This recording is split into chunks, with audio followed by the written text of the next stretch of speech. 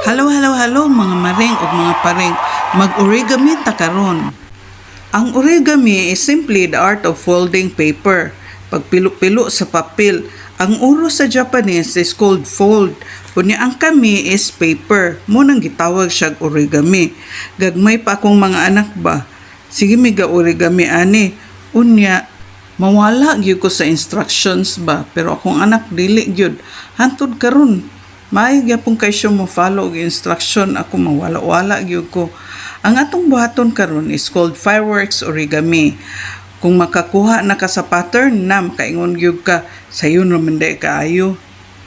Busa giagata mo nga mag-try mo og origami kay tsada ba gyud kay tanan mga papers imong i-fold hantod matsada kayo tanaw gani akong gibuhat oh wow mo na siya ang origami.